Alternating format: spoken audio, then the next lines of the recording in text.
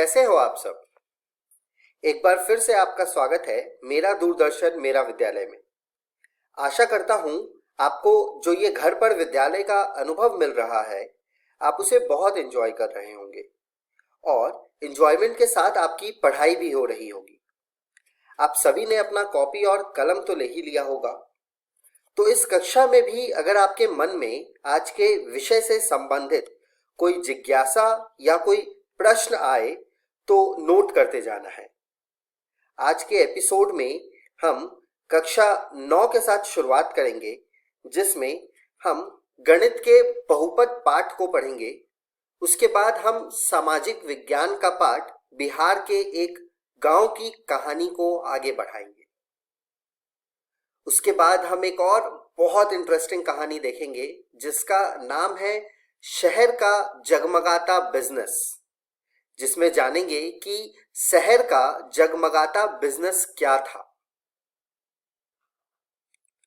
इस कहानी के बाद हम कक्षा 10 की पढ़ाई शुरू करते हुए कक्षा 10 में हम विज्ञान के पाठ जैव प्रक्रम के साथ शुरू करेंगे और आज के एपिसोड में सबसे आखिरी में हम सामाजिक विज्ञान में इतिहास के भारत में राष्ट्रवाद पाठ को पढ़ेंगे और देखेंगे कि भारत में राष्ट्रवाद कैसे हुआ था। तो चलिए शुरू करते हैं आज के एपिसोड को।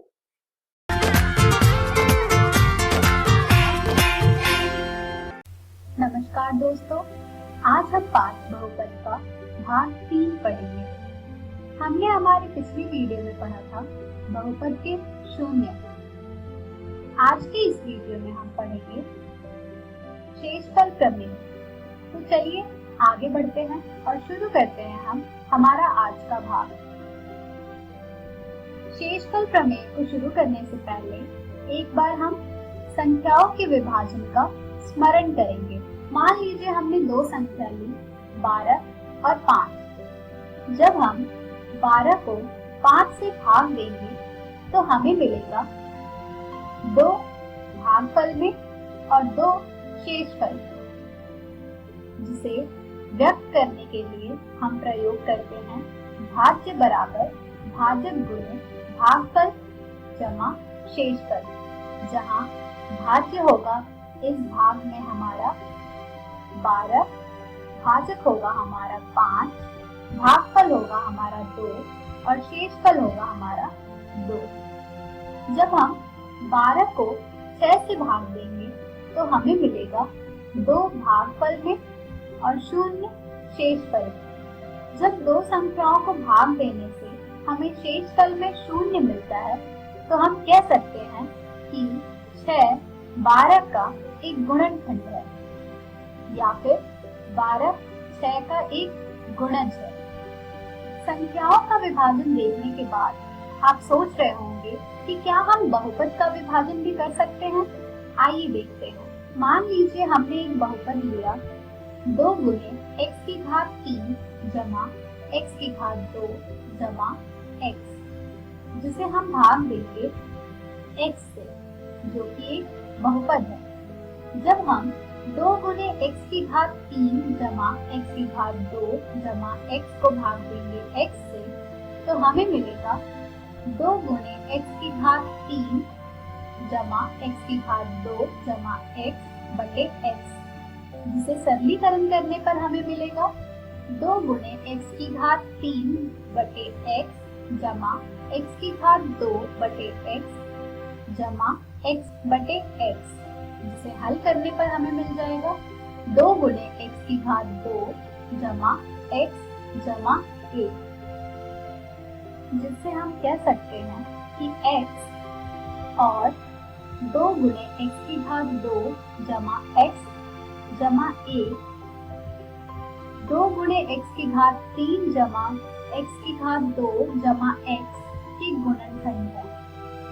अब हम बढ़ते हैं हमारे प्रश्न की तरफ, जिसमें 3 गुणे x की घात 2 जमा x घटा 1 को x जमा 1 से भाग देना है, यानी कि एक बहुपद को दूसरे बहुपद से भाग देना है। इस प्रश्न में हम बहुपद को भाग देने के चरण भी जानेंगे जिनका प्रयोग करके हम एक बहुपद को दूसरे बहुपद से भाग देंगे। इस प्रश्न में हमारा भाजक है x जमा 1 और भाज्य है हमारा 3x की घात 2 जमा x घटा 1। अब हम भाज्य के पहले पद को भाजक के पहले पद से भाग देंगे, यानी कि 3 गुणे x की घात 2 को x से भाग देंगे, जिससे हमें 3 गुणे x प्राप्त होगा। यह हमारे भागफल का पहला पद होगा। अब हम भाजक को भागफल के पहले पद से गुणा करेंगे, जिससे हमें मिल जाएगा 3 गुणे x की घात 2 जमा 3x। अब हम इस गुणनफल को भाज्य से घटा देंगे। जब हम घटाएंगे तो हमारे चिन्ह बदल जाएंगे, जिससे हमें प्राप्त होगा घटा 2x और घटा 1 वैसे ही हमारे शेषफल में आ जाएगा।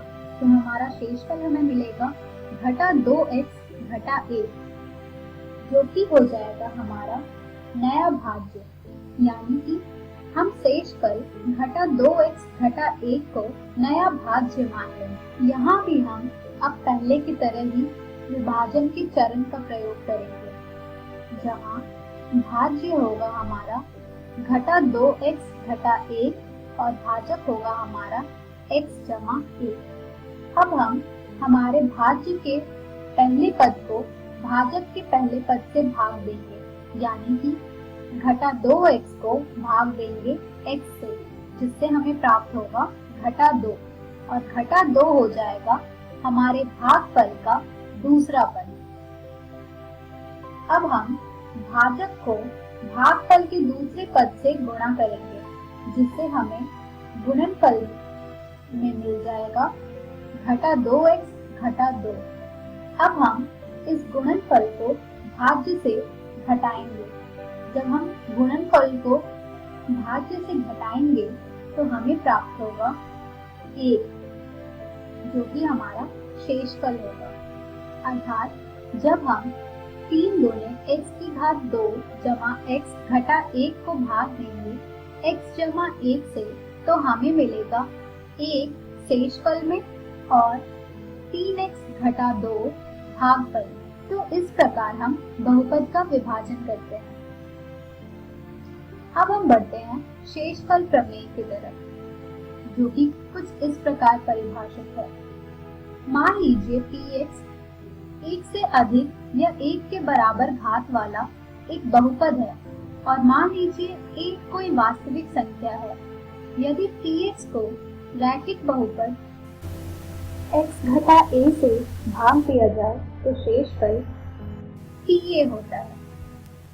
यानी कि अगर हम किसी बहुपद को रैखिक बहुपद x घटा a से भाग देंगे तो शेषफल में हमें pa प्राप्त होगा, जहाँ px होगा हमारा 1 से अधिक या 1 के बराबर घात वाला एक बहुपद और a होगा कोई वास्तविक संख्या। चलिए अब हम इस परिणाम को एक उदाहरण पर लागू करके देखते हैं। इस प्रश्न में हमें x की घात 4 जमा x की घात 3 घटा 2 गुणे x की घात 2 जमा x जमा 1 को x घटा 1 से भाग देने पर प्राप्त शेषफल ज्ञात करना है। मान लेते हैं हम कि हमारा बहुपद px बराबर है x की घात 4 जमा x की घात 3 घटा 2 गुणे x की घात 2 जमा x जमा 1 और हमारे रैखिक बहुपद x घटा 1 का शून्य होगा 1। आप सोच रहे होंगे कैसे? x घटा 1 का शून्य ज्ञात करने के लिए हमें x घटा 1 बराबर शून्य को हल करना पड़ेगा, जिससे हमें मिल जाएगा x बराबर 1। अभी आपने देखा कि x घटा 1 का शून्य 1 है। अब हम हमारे शून्य का प्रयोग करके शेषफल ज्ञात करेंगे। यानी कि जहाँ जहाँ अब हमारे पास बहुपद में x है वहाँ हम एक को प्रतिस्थापित करेंगे, जिससे हमें मिल जाएगा P1 बराबर 1 की घात 4 जमा 1 की घात 3 घटा 2 गुणे 1 की घात 2 जमा 1, जिसे हल करने पर हमें मिल जाएगा P1 बराबर 2। और हम शेषफल प्रमेय के अनुसार कह सकते हैं कि x की घात 4 जमा x की घात 3 घटा 2 गुणे x की घात 2 जमा x जमा 1 को x घटा 1 से भाग देने पर शेषफल 2 प्राप्त होता है। तो इस प्रश्न में आपने देखा कि कैसे शेषफल प्रमेय का प्रयोग करके हमने बहुत ही आसानी से बहुपदों का विभाजन किया है। आज के इस वीडियो में हमने सीखा शेषफल प्रमेय। हम हमारी अगली वीडियो में जानेंगे बहुपदों का गुणनखंडन। धन्यवाद।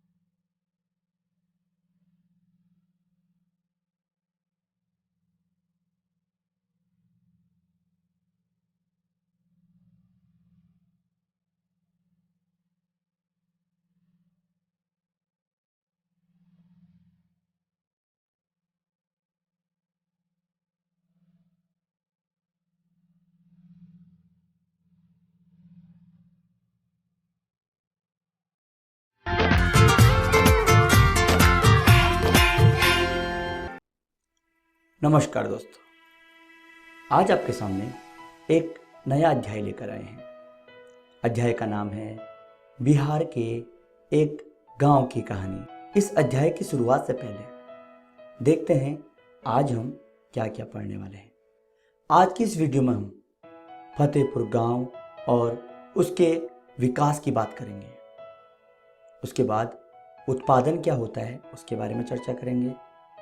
उत्पादन के साधनों की चर्चा करते हुए उत्पादन का प्रमुख साधन भूमि के बारे में भी अध्ययन करेंगे। साथ ही बहुविधि फसल प्रणाली के बारे में भी हम आज अध्ययन करने वाले हैं।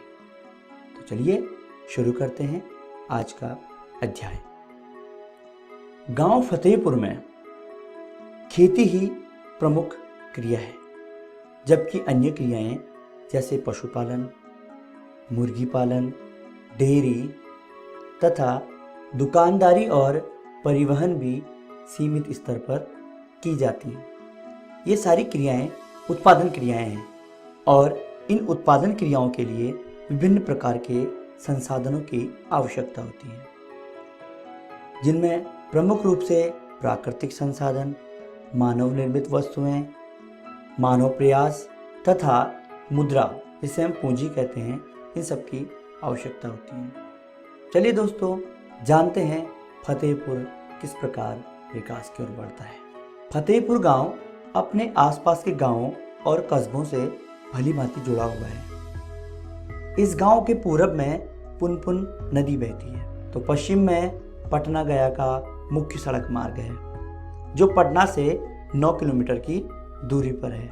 इस गांव में विभिन्न जातियों के लगभग 1500 परिवार रहते हैं। गांव में अधिकांश लोग भूस्वामी हैं, जिन्हें हम जमींदार कहते हैं, जिनमें से कुछ बहुत बड़े परिवार के हैं। उनके मकान ईंट और सीमेंट के बने हुए हैं। गरीब लोगों की संख्या भी गांव की कुल संख्या का 1/4 भाग है, जो गांव के एक कोने में काफ़ी छोटे से घरों में रहते हैं, जिनके घर मिट्टी और घास फूस के बने रहते हैं। इनके लिए सरकार ने इंदिरा आवास की योजना के तहत पक्के मकानों की व्यवस्था की है। राजधानी पटना से नज़दीक होने के कारण यहाँ पर पर्याप्त मात्रा में बिजली उपलब्ध है। हाल ही के वर्षों में सरकार द्वारा बिजली के उत्पादन और रखरखाव के लिए गांव में ही एक पावर ग्रिड की स्थापना की। खेती में उपयोग किए जाने वाले सभी नलकूप प्रायः बिजली के द्वारा ही संचालित होते हैं। गांव में 6 प्राथमिक विद्यालय हैं, एक मध्य विद्यालय है, एक हाई स्कूल तथा एक डिग्री कॉलेज भी है। गांव में 2 राजकीय प्राथमिक स्वास्थ्य केंद्र हैं और एक निजी हॉस्पिटल भी है। डाकघर की सुविधा होने के साथ साथ इस गांव में एक आंगनबाड़ी केंद्र भी है। बच्चों, ये सारी चीज़ें हमारी किसी न किसी आवश्यकता की पूर्ति करती हैं। हम जानते हैं कि उत्पादन के द्वारा ही समाज में वस्तुओं और सेवाओं का सृजन होता है और इन वस्तुओं और सेवाओं के द्वारा ही हम अपनी किसी न किसी आवश्यकता की संतुष्टि करते हैं। गांव, शहर, कस्बा, देश या फिर विश्व में अनेक लोग अपनी जीविका को चलाने के लिए किसी न किसी प्रकार के कार्य में लगे हुए हैं। कुछ कारीगर, कुछ शिक्षक, कुछ इंजीनियर, कुछ डॉक्टर, कुछ दुकानदार, समाज में विभिन्न प्रकार के वर्ग हैं। और अगर हम बिहार की बात करें तो बिहार के विभिन्न गांवों में खेती ही उत्पादन की प्रमुख विधि है और बाकी अन्य उत्पादक गतिविधियों में परिवहन, दुकानदारी तथा डेयरी गैर कृषि क्रियाएं कहलाती हैं। गांव में तकनीकी और क्रांति के आने के बावजूद भी गांव के लोग आज भी कृषि के पुराने तरीकों के लिए अधिक लोकप्रिय हैं। आइए दोस्तों, देखते हैं उत्पादन क्या होता है। उत्पादन का एक सामान्य अर्थ है उपयोगिता का सृजन करना। मान लीजिए हम किसी अंधेरे कमरे में हैं और हमें रोशनी की आवश्यकता है। इसके लिए हम किसी बल्ब का उपयोग करेंगे क्योंकि हमें इस अंधेरे में ये बल्ब रोशनी प्रदान करता है, जिस रोशनी के द्वारा हम अपने कार्य को आसानी से कर पाते हैं। इसके अलावा भोजन से हम अपनी भूख मिटाते हैं और पानी के द्वारा हम अपनी प्यास बुझाते हैं। तो बच्चों, हम कह सकते हैं किसी भी वस्तु में निहित वह शक्ति जिससे हम अपनी आवश्यकता की पूर्ति करते हैं उसे उपयोगिता कहते हैं। भोजन और पानी, इन दोनों में वह शक्ति है जो कि हमारी भूख और प्यास मिटा रही है, अर्थात यही उपयोगिता है। किसी वस्तु में इस उपयोगिता का सृजन करना ही उत्पादन कहलाता है। जैसे मिट्टी का उदाहरण ले लेते हैं। मिट्टी के द्वारा ही कोई कुम्हार बर्तन बनाता है, अर्थात मिट्टी पर काम करके वह इस मिट्टी को एक बर्तन में परिवर्तित करता है, जिस बर्तन में लोग अपना सामान भी रखते हैं, जिस बर्तन से लोग पानी भी पीते हैं या फिर अन्य कामों में उस बर्तन का उपयोग करते हैं। तो हम कह सकते हैं जब हम किसी कच्चे माल को किसी काम के लायक बनाते हैं या उपयोगी बना देते हैं तो उसे ही उत्पादन कहा जाता है। मिट्टी के बर्तन बनाने के लिए हमें मिट्टी की जरूरत पड़ती है। इसी तरह फर्नीचर बनाने के लिए हमें लकड़ी की आवश्यकता होती है। अनाज उगाने के लिए हमें खेत, हल और बैल तथा मजदूरों की आवश्यकता भी होती है। इसके अलावा कारखानों में भी उत्पादन के लिए मकान और श्रमिक के अलावा पूंजी तथा मशीनों की आवश्यकता होती है। बच्चों, उत्पादन के इन साधनों के बगैर हम किसी भी चीज़ का उत्पादन नहीं कर सकते। उत्पादन के इन साधनों को मुख्य रूप से 5 भागों में बांटा गया है, जिनमें भूमि, श्रम, पूंजी, व्यवस्था या संगठन तथा उद्यम या साहस को शामिल किया गया है। आज हम उत्पादन का एक प्रमुख साधन भूमि के बारे में चर्चा करेंगे। उत्पादन के लिए सर्वप्रथम भूमि की ही आवश्यकता पड़ती है। साधारण अर्थ में भूमि से हमारा मतलब जमीन या उसकी ऊपरी सतह से होता है, लेकिन अर्थशास्त्र में भूमि से मतलब प्रकृति के द्वारा दिए गए सारे मुफ्त उपहार हैं, जिनमें पानी, हवा तथा प्रकाश प्रमुख है। फतेहपुर में खेती उत्पादन की प्रमुख क्रिया है। यहाँ पर काम करने वालों में 75% लोग अपनी जीविका के लिए खेती करते हैं। फतेहपुर गांव में 1960 से आज तक जुताई के अंतर्गत भूमि क्षेत्र में कोई विस्तार नहीं हुआ। बिहार में लगभग अधिकांश भूमि पर खेती ही की जाती है। बिहार की जो फसलें हैं उनमें खरीफ की फसल जो कि जुलाई से अक्टूबर तक बोई जाती है, इसके अंतर्गत धान और हरी सब्जियां बोई जाती हैं। इसके बाद रबी की फसल नवंबर से फरवरी यानी जाड़े के मौसम में बोई जाती है, जिसमें गेहूं के साथ तिलहन और आलू की खेती होती है। भूमि के एक बड़े भाग में गन्ने की खेती भी होती है, जिसकी वर्ष में एक बार कटाई होती है। गन्ना अपने कच्चे रूप में या फिर गुड़ के रूप में व्यापारियों को बेचा जाता है। खरीफ तथा रबी की फसलों को मंडी में बेच दिया जाता है। बच्चों, 1960 से 1970 के दशक में मुरारी नामक किसान के पास 3 हेक्टेयर भूमि थी, जिसमें अधिकतर असिंचित भूमि थी। मुरारी अपने 3 पुत्रों की मदद से इस भूमि पर खेती करता था। मुरारी की मृत्यु के बाद उसके भूमि को उसके 3 पुत्रों में बांट दिया गया। अब प्रत्येक के पास 1 हेक्टेयर भूमि रह गई, जो कि 1 हेक्टेयर जमीन पर ठीक ढंग से गुजारा नहीं कर पा रहे हैं। इस गांव में कुछ किसानों के पास अधिक भूमि है, किंतु बढ़ती जनसंख्या तथा बढ़ते परिवार के कारण भूमि का वितरण असमान हो गया है, अर्थात कुछ के पास अधिक और बहुसंख्यक लोगों के पास कम भूमि है। अब बात करते हैं बहुविधि फसल प्रणाली की।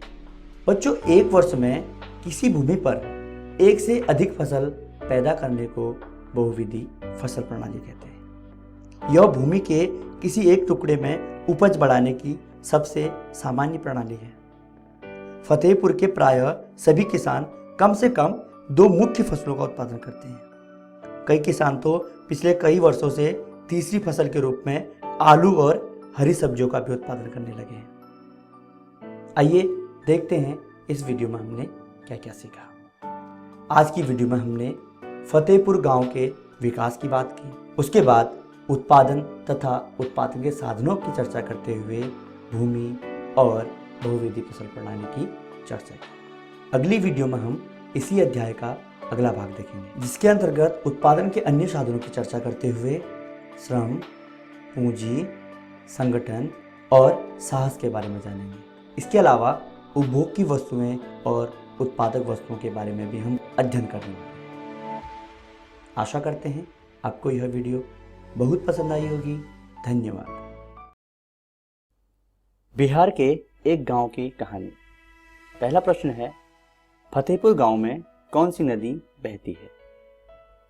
गंगा, पुनपुन, यमुना या फिर घाघरा?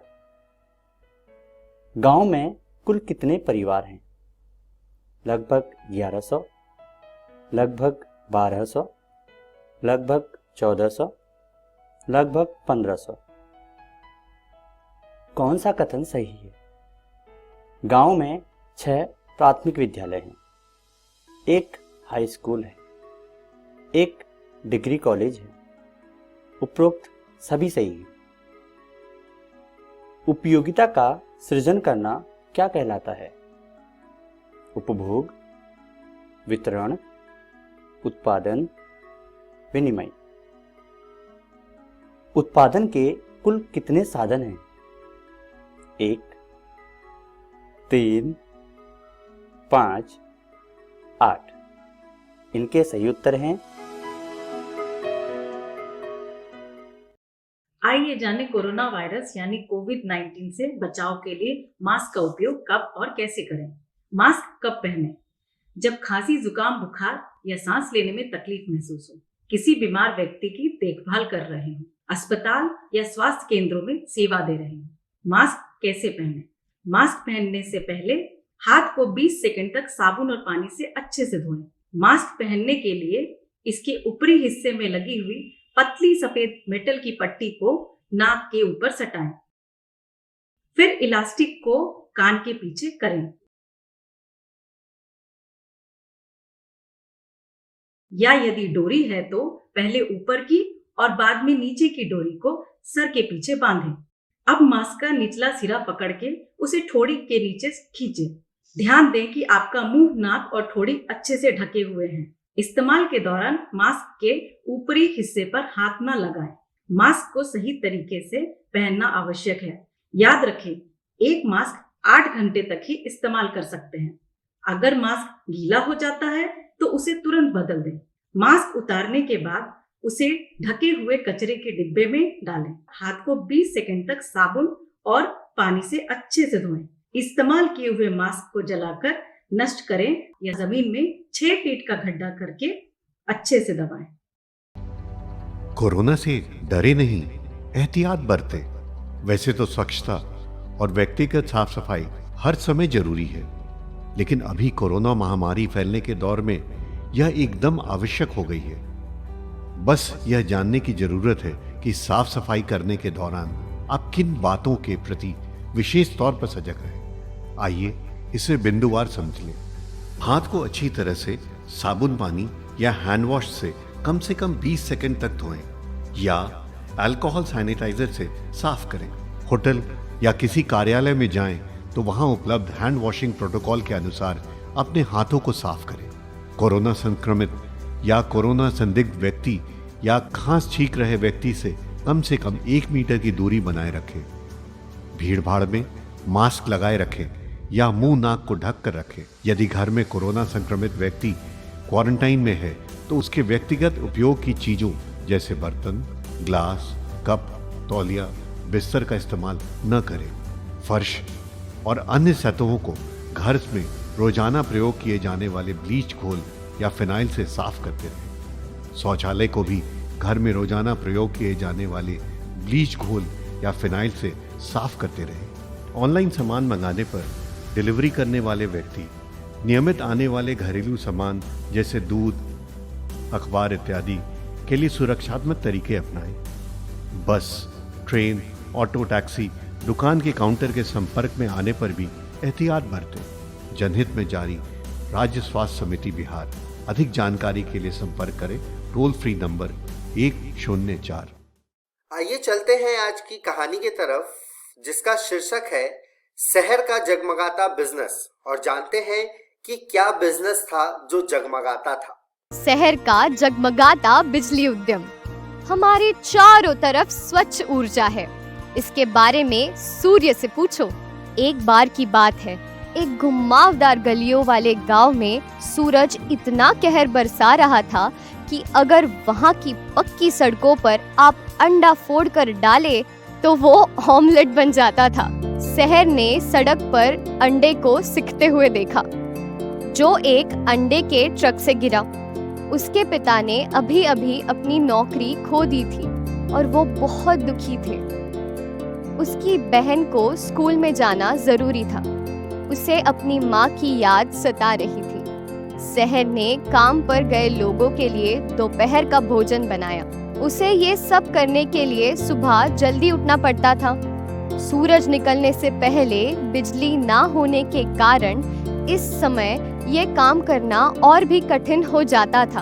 फिर उसने सोचा कि दिन में तो सूरज की रोशनी बर्दाश्त के बाहर थी। उसे याद आया कि कैसे उसने सड़क पर पड़े अंडे को गर्मी के कारण सिकते हुए देखा था। पीले कागज का टुकड़ा हवा में लहरा रहा था। शायद ये भी ट्रक से गिरा होगा। शहर मन ही मन बुदबुदाई। उसने ये सोचकर उसे उठाया कि ये अंडे का विज्ञापन होगा, लेकिन नहीं, ये सोलर लाइट का विज्ञापन था। शहर ने तिरछी आंख से कई बार सूरज की तरफ देखा और फिर अंडे की तरफ देखा। उसे समझ में आया कि यही वो चीज थी जिसकी उसे वर्षों से तलाश थी। उसने उस विज्ञापन की पर्ची को अपनी जेब में रख लिया। उसने अपने पिताजी को बताया कि वो कुछ सब्जियां लेने जा रही है और उसने अपनी साइकिल दुकान की ओर दौड़ा दी। उसने दोपहर के भोजन को बेचकर मिलने वाली हफ्ते भर की कमाई उसकी मेज पर रखी। ये एक बड़ा जोखिम था, क्योंकि अगर ये असफल होता तो दोपहर का भोजन बनाने के लिए, सब्जियां खरीदने के लिए उसके पास पैसे नहीं होते। उसने एक गहरी सांस ली।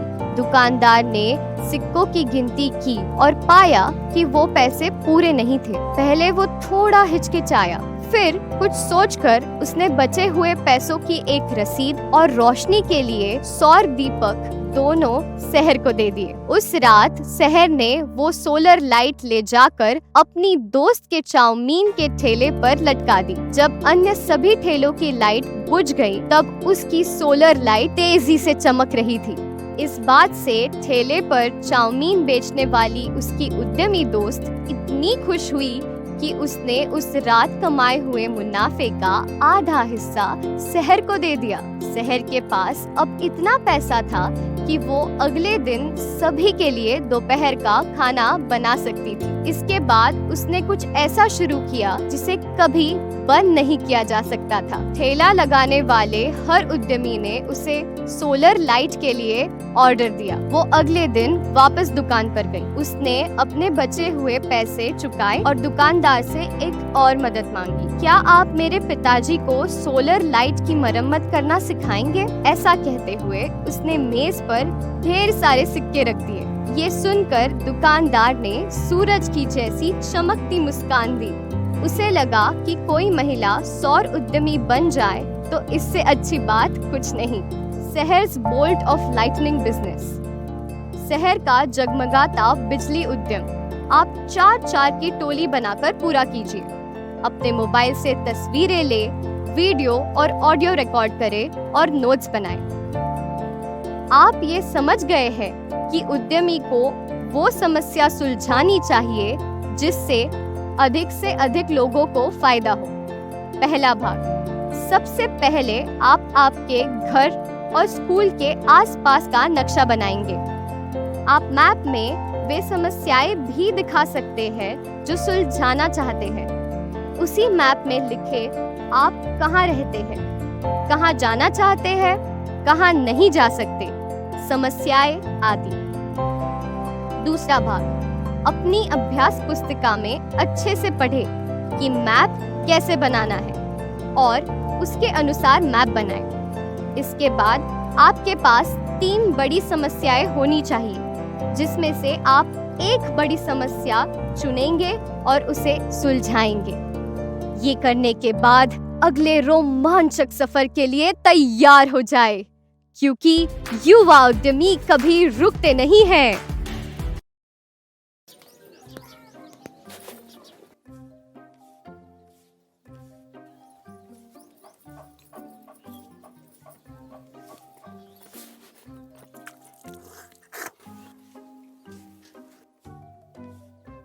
पिंटू, आज स्कूल में क्या सीखा? हाँ? आज स्कूल में क्या सीखा? कोई नहीं, तू अपनी कॉपी ला, हम खुद ही देख लेंगे। देख लेंगे, समझ लेंगे। का देख लेंगे और का समझ लेंगे? जाइए भैंसिया का चारा देकर आइए।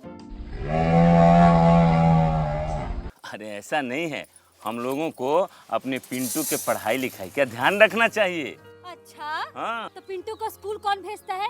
और अब तो पिंटू का कॉपी किताब भी हम लोग सही समय पे खरीद देते हैं। का पिंटू? हाँ। ओहो, सिर्फ स्कूल भेजना, कॉपी किताब खरीदना, ध्यान देना नहीं होता। ध्यान देने का मतलब है कि अपना पिंटू स्कूल में क्या सीख रहा है, उस सब बात की जानकारी रखना। भक, का मजाक करते हैं जी? ये हम लोग कैसे जान लेंगे? अरे सब जान लेंगे, बहुत आसान है, हम बताते हैं। ये है सही का निशान।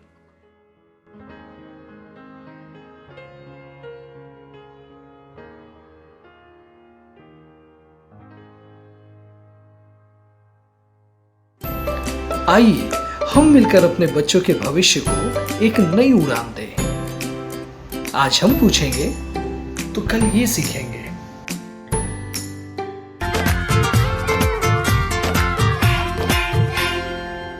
नमस्कार दोस्तों, आज जो हम अध्याय करने जा रहे हैं उसका नाम है जैव प्रक्रम। आज हम इसका तीसरा भाग करेंगे। दरअसल इससे पहले वाले भाग में हमने जाना था कि पोषण क्या होता है और कितने तरह का होता है। इस भाग में हम जानेंगे कि आखिर जो ये पोषण होता है ये मनुष्यों में किस तरीके से होता है। तो शुरुआत करते हैं आहार नली को समझते हुए। ये आहार नली का चित्र है। आहार नली के अंदर हमारा जो काम होता है वो होता है पाचन का।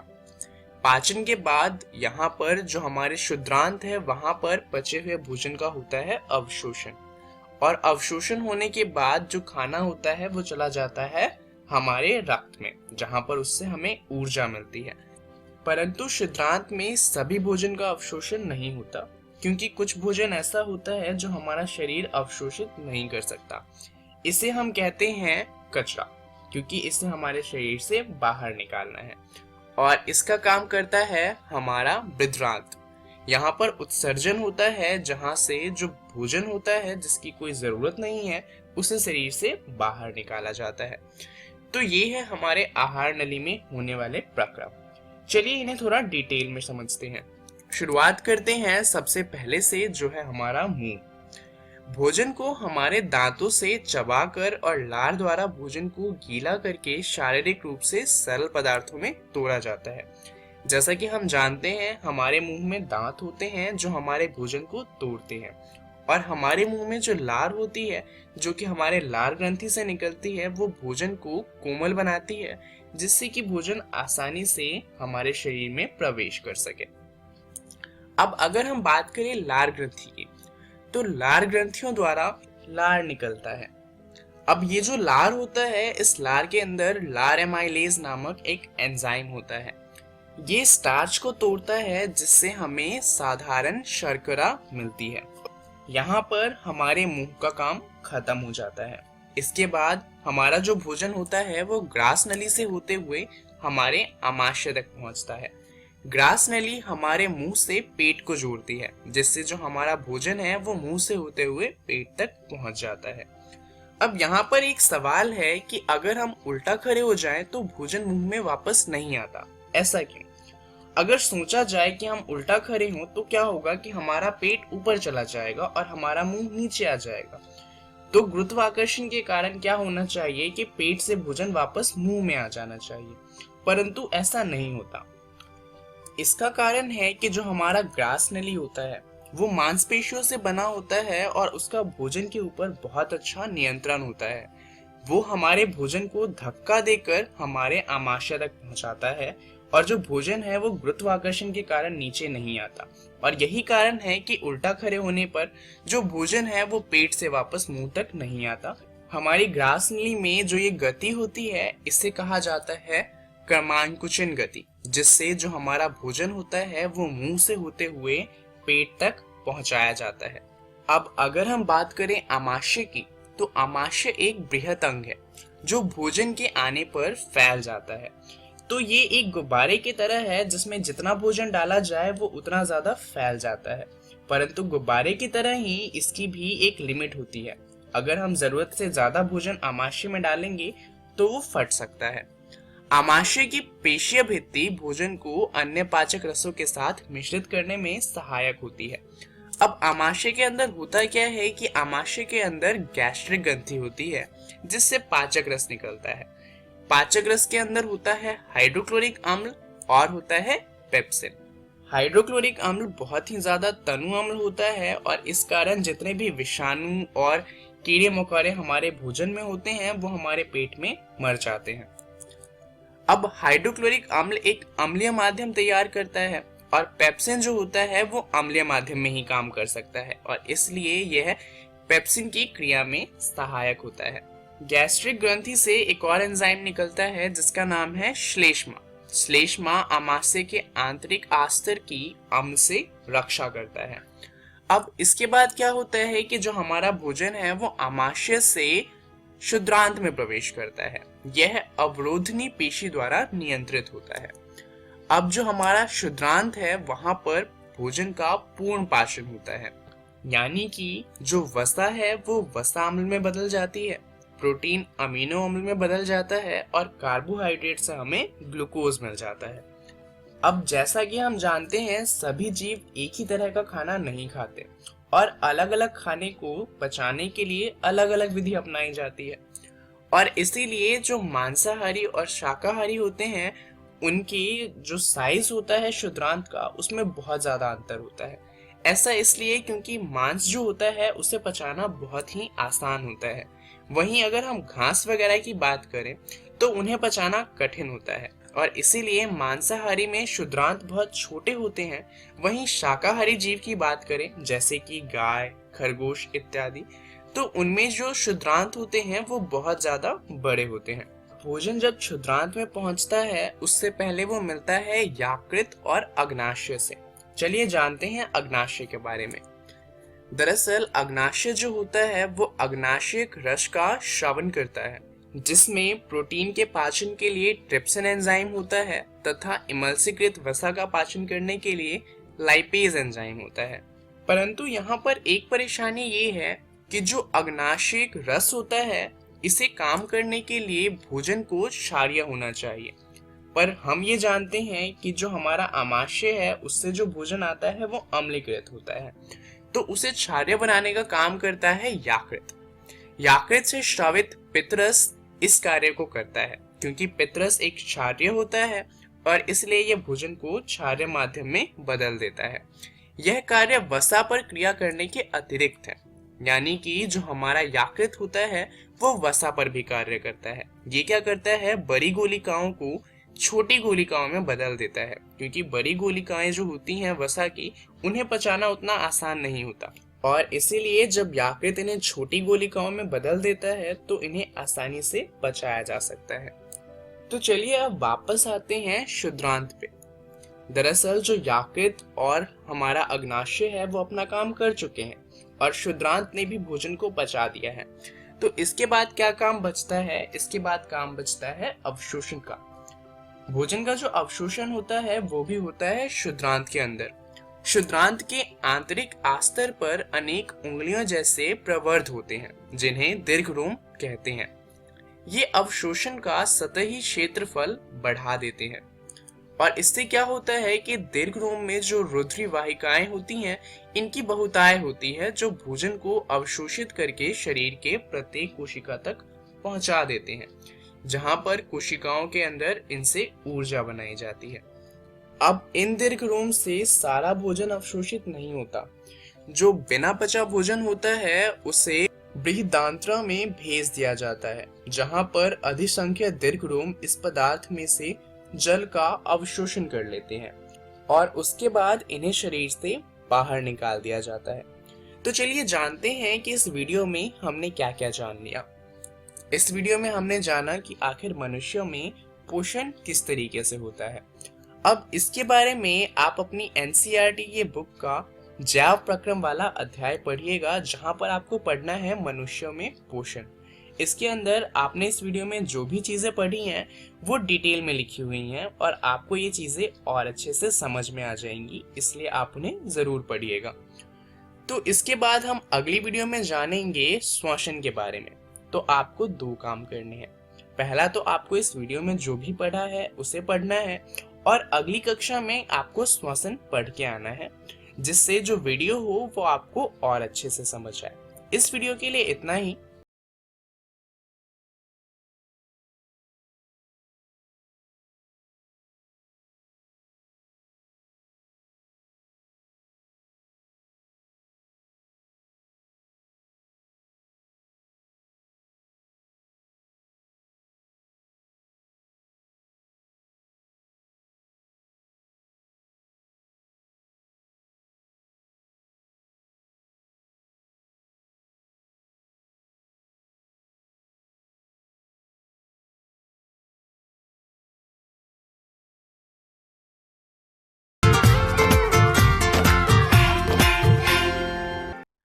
नमस्कार दोस्तों, आज हम भारत में राष्ट्रवाद नामक अध्याय का अगला भाग पढ़ने वाले हैं।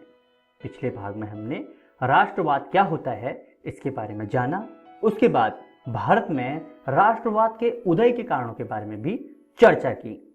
आज की वीडियो शुरू करने से पहले देख लेते हैं आज की इस वीडियो में हम क्या क्या पढ़ने वाले हैं। आज की इस वीडियो में रॉलेट एक्ट का विरोध, जलियांवाला बाग हत्याकांड, खिलाफत आंदोलन तथा असहयोग आंदोलन के बारे में चर्चा करेंगे।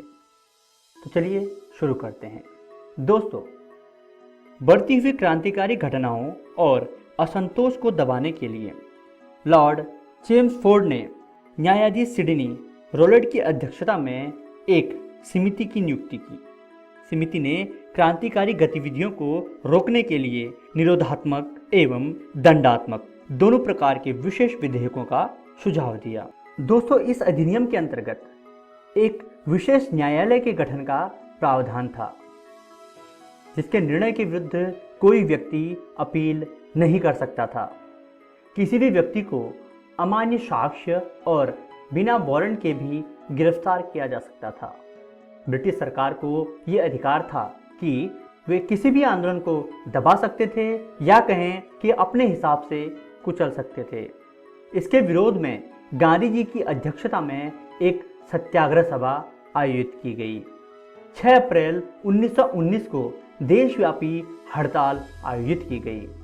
दोस्तों, भारत में विश्व युद्ध जनित घटनाओं का प्रभाव पंजाब में विशेष रूप से परिलक्षित होने के कारण वहां का जनमानस आंदोलित था। 6 अप्रैल की देशव्यापी हड़ताल के बाद 9 अप्रैल 1919 को 2 स्थानीय नेताओं को गिरफ्तार कर लिया गया। ये दोनों कांग्रेस के वार्षिक अधिवेशन के स्वागत समिति के भी सदस्य थे। इनकी गिरफ्तारी के विरोध में 13 अप्रैल 1919 को जलियांवाला बाग में एक सार्वजनिक सभा बुलाई गई थी, जहां जिला मजिस्ट्रेट जनरल ओडायर ने बिना चेतावनी के शांतिपूर्ण चल रही सभा पर गोलियां चलाकर लगभग 1000 लोगों की हत्या कर दी। बहुत से लोग घायल भी हो गए। जलियांवाला बाग नरसंहार के बाद पंजाब में मार्शल लॉ लगाकर आतंक का माहौल कायम कर दिया। इस नरसंहार के विरोध में डॉक्टर रविंद्रनाथ टैगोर ने नाइट की उपाधि त्याग दी। कांग्रेस के पूर्व अध्यक्ष शंकरन नायर ने वायसराय की कार्यकारिणी से त्यागपत्र दे दिया। दोस्तों, गांधी जी ने भी कैसर-ए-हिंद की उपाधि त्याग दी। जलियांवाला बाग हत्याकांड ने राष्ट्रीय आंदोलन में एक नई जान फूंक दी थी। आइए अब बात करते हैं खिलाफत आंदोलन की। दोस्तों, प्रथम विश्व युद्ध में ब्रिटेन के खिलाफ तुर्की के पराजय के फलस्वरूप ऑटोमन साम्राज्य को विघटित कर दिया गया। तुर्की के सुल्तान को भी अपने शेष प्रदेशों में भी अपनी सत्ता के प्रयोग से वंचित कर दिया गया था। इसे मित्र राष्ट्रों द्वारा नियुक्त एक उच्चायोग के अधीन कर दिया गया। अब क्योंकि ऑटोमन साम्राज्य का शासक तुर्की का सुल्तान इस्लामिक संसार का खलीफा हुआ करता था, अतः भारत के मुसलमानों को तुर्की के साथ किया जाने वाला यह दुर्व्यवहार पसंद नहीं आया। भारतीय मुसलमान प्रथम विश्व युद्ध के दौरान किए जाने वाले वादा खिलाफी को विश्वासघात के रूप में देखने लगे थे। अतः 1920 के प्रारंभ में भारतीय मुसलमानों ने तुर्की में ब्रिटिश नीति बदलने के लिए जोरदार आंदोलन प्रारंभ किया, जिसे खिलाफत आंदोलन कहा गया। खिलाफत आंदोलनकारियों ने 3 सूत्री मांग पत्र तैयार किया, जिसमें पहली मांग थी तुर्की के सुल्तान यानी जो खलीफा होता है उसको पर्याप्त लौकिक अधिकार प्रदान किए जाएं। अरब प्रदेश को मुस्लिम शासक के अधीन किया जाए। खलीफा को मुसलमानों के पवित्र स्थलों का संरक्षक बनाया जाए। दोस्तों, 17 अक्टूबर 1919 ईस्वी को पूरे भारत में खिलाफत दिवस मनाया गया। दोस्तों, इसी बीच भारतीय राष्ट्रीय कांग्रेस के कलकत्ता अधिवेशन सितंबर 1920 में गांधी जी की प्रेरणा से अन्यायपूर्ण कार्यों के विरोध में 2 प्रस्ताव पारित कर असहयोग आंदोलन चलाने का निर्णय लिया गया। असहयोग आंदोलन के 3 प्रमुख कारण थे। पहला था खिलाफत का मुद्दा, दूसरा था पंजाब में सरकार की बर्बर कार्रवाइयों के विरुद्ध न्याय प्राप्त करना, और तीसरा था स्वराज की प्राप्ति करना। इस आंदोलन में 2 तरह के कार्यक्रमों को अपनाया गया। पहला था लोगों को उपाधियों एवं अवैतनिक पदों को त्याग करने का आह्वान किया गया। इसके अलावा सरकारी तथा गैर सरकारी समारोहों का बहिष्कार और सरकारी स्कूलों एवं कॉलेजों का बहिष्कार के साथ साथ चुनावों तथा विदेशी वस्तुओं का भी बहिष्कार। दोस्तों, गांधी जी के नेतृत्व में जनवरी 1921 में असहयोग आंदोलन की शुरुआत हुई। सरकार ने इसे गैर कानूनी करार देते हुए लगभग 30,000 आंदोलनकारियों को गिरफ्तार किया।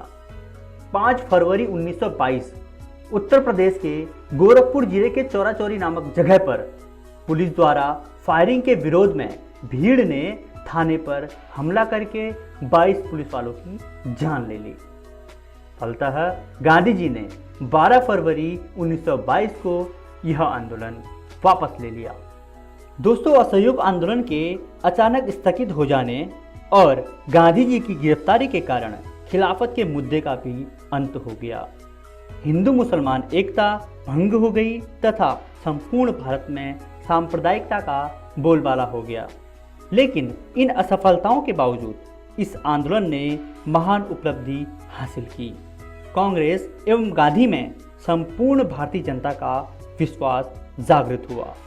समूचा देश पहली बार एक साथ आंदोलित हो उठा।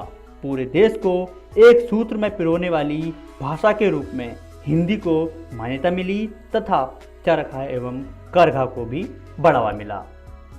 चलिए दोस्तों, देखते हैं आज की इस वीडियो में हमने क्या क्या सीखा। आज हमने रॉलेट एक्ट का विरोध, जलियांवाला बाग हत्याकांड, खिलाफत आंदोलन तथा असहयोग आंदोलन के बारे में चर्चा की। अगली वीडियो में हम इसी अध्याय का अगला भाग पढ़ेंगे, जिसके अंतर्गत सविनय अवज्ञा आंदोलन, साइमन कमीशन, नेहरू रिपोर्ट, पूर्ण स्वराज्य की मांग तथा दांडी यात्रा के बारे में चर्चा करेंगे। आशा करते हैं आपको यह वीडियो बहुत पसंद आई होगी। धन्यवाद।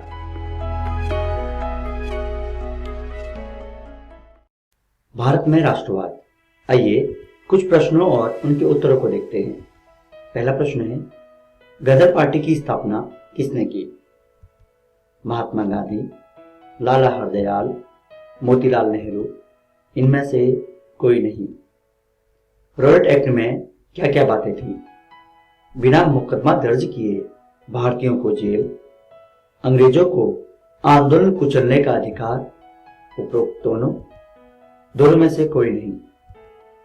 जलियांवाला बाग हत्याकांड कब हुआ? 13 अप्रैल 1919, 12 मार्च 1930, 13 अप्रैल 1930, इनमें से कोई नहीं। जलियांवाला बाग हत्याकांड में किसने भीड़ पर गोलियां चलाने का आदेश दिया? Lord Mountbatten, General Dyer, General Hawkins, उपरोक्त सभी। असहयोग आंदोलन के कौन से मुख्य कारण थे? खिलाफत का मुद्दा, जलियांवाला बाग मुद्दा, स्वराज की प्राप्ति, उपरोक्त सभी। इनके सही उत्तर हैं कोरोना वायरस जैसी महामारी से बचाव के लिए देश भर में लॉकडाउन है। बच्चों को सुरक्षित रखने के लिए विद्यालय बंद किए गए हैं। इस परिस्थिति में आपका मोबाइल ही आपका विद्यालय बन सकता है। जी हाँ, बिहार सरकार के शिक्षा विभाग ने यूनिसेफ और इकोवेशन के साथ मिलकर उन्नयन ऐप मेरा मोबाइल मेरा विद्यालय की शुरुआत की है। इस ऐप पर आप कक्षा 6 से 12 तक के पाठ्यक्रम को पढ़ सकते हैं। सिर्फ पढ़ ही नहीं सकते, बल्कि आपको पढ़ते समय अगर किसी भी तरह की कोई परेशानी आती है या फिर मन में कोई सवाल आता है तो इस ऐप पर आप अपने सवाल भी पूछ सकते हैं, जिसका जवाब उस विषय के विशेषज्ञ द्वारा दिया जाएगा। तो प्ले स्टोर से अभी डाउनलोड करें उन्नयन ऐप मेरा मोबाइल मेरा विद्यालय और अपने मोबाइल से ही अपने विद्यालय का अनुभव पाएं, वो भी बिल्कुल निशुल्क। घर पर रहें, सुरक्षित रहें, स्वस्थ रहें, पढ़ते रहें, आगे बढ़ते रहें, क्योंकि चाहे कोई भी स्थिति हो, शिक्षा हर बच्चे का अधिकार है। बिहार शिक्षा परियोजना की एक पहल। आशा करता हूं कि आज के एपिसोड में आपको जो पढ़ाया गया हो वो आपको बहुत अच्छे से समझ आ गया होगा। अगर आपके मन में कोई सवाल हो जो आपने नोट किया हो, उसको आप उन्नयन ऐप पर अपने सवाल को पूछ सकते हैं, अपने डाउट को पूछ सकते हैं। वहां आपको उसी विषय के विशेषज्ञ द्वारा जवाब दिया जाएगा। अगर आपके पास इंटरनेट या मोबाइल नहीं है तो भी घबराने की जरूरत नहीं है। आप फोन करके भी हमें संपर्क कर सकते हैं और अपनी जिज्ञासा मिटा सकते हैं। नंबर स्क्रीन पर दिए गए हैं, इसे नोट कर लें। आप हमें ईमेल भी कर सकते हैं। ईमेल के लिए ईमेल आईडी स्क्रीन पर दिया गया है, biharunnyan@gmail.com। आप हमें इस पर ईमेल भी कर सकते हैं और वहां पे भी आपके प्रश्नों का उत्तर दिया जाएगा। बच्चों, ईमेल करने से बेहतर होगा अगर आपके पास एंड्रॉइड मोबाइल है तो आप उन्नयन ऐप का इस्तेमाल करें। उस पर आप सभी वीडियो को भी दोबारा देख सकते हैं और अपने सवालों का संशय भी मिटा सकते हैं। आज के एपिसोड का पुनः प्रसारण देखने के लिए आप YouTube पर सर्च कर सकते हैं मेरा दूरदर्शन मेरा विद्यालय, और इकोवेशन के चैनल पर डाली गई वीडियो को देख सकते हैं। यह प्रसारण आज 2 बजे के बाद कभी भी आप देख सकते हैं दोबारा YouTube पर। मेरा दूरदर्शन मेरा विद्यालय के आज के एपिसोड में इतना ही। मिलते हैं अगले एपिसोड में कुछ और रोचक कहानी और कुछ और पाठ के साथ। बाय बाय बच्चों।